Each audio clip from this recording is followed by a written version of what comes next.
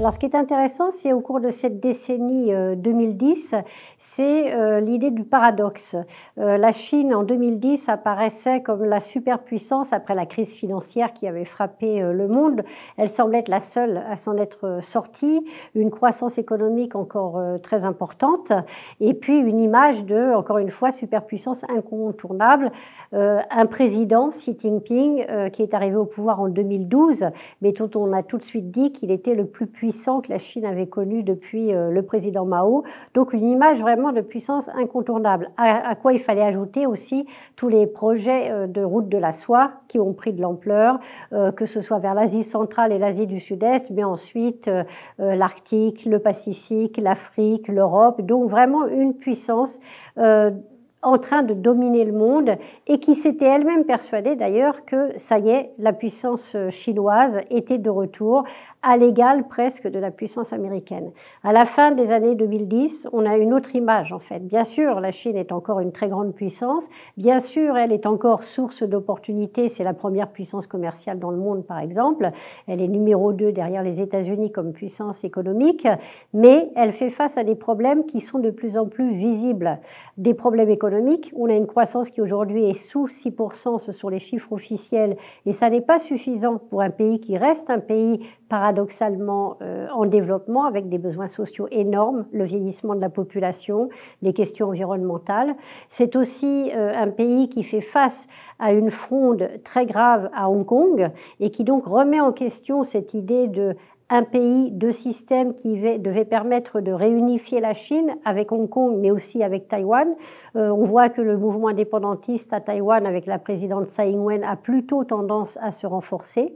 Donc là aussi, c'est un échec. Au Xinjiang, la répression est très sévère et n'a pas résolu les problèmes auxquels la Chine fait face, avec ses minorités musulmanes notamment. Et surtout, l'image de la Chine sur la scène internationale s'est profondément dégradée. Aux États-Unis, on n'en parle pas avec la guerre commerciale. Évidemment, il y a le caractère du président Trump, mais pas uniquement.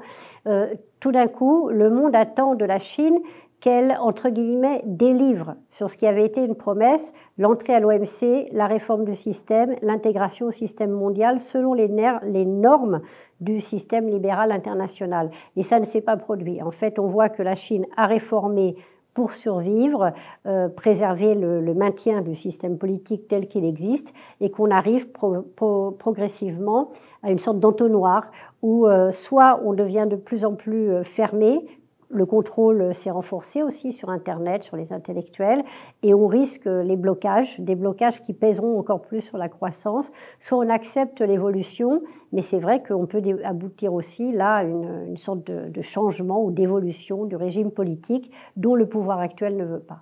Les enjeux pour la prochaine décennie sont différents si l'on se place du point de vue de l'intérêt de la Chine en tant que pays ou de l'intérêt du Parti communiste. L'intérêt du Parti communiste chinois qui est au pouvoir aujourd'hui, c'est de se maintenir au pouvoir.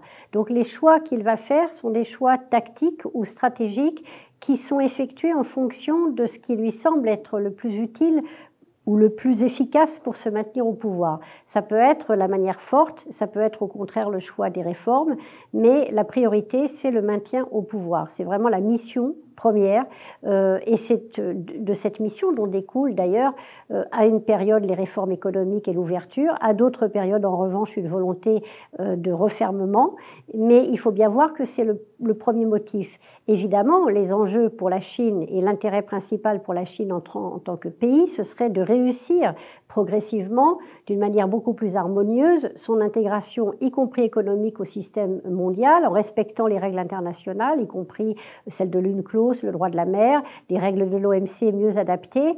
Et ça permettrait une croissance à long terme, équilibrée, plus équilibrée, ce qui est en théorie l'objectif que recherche Pékin aujourd'hui, mais qui en pratique, on le voit, fait face à de très très fortes limitations, qui s'explique aussi par exemple, l'absence de système judiciaire indépendant, de presse libre, de capacité de critiquer, d'ouverture. Et tout ça, ça pèsera aussi, par exemple, sur la capacité d'innovation en dehors de certains secteurs très précis, comme l'intelligence artificielle dont on parle beaucoup, mais qui répond aussi à des besoins de contrôle social qui sont très forts en Chine.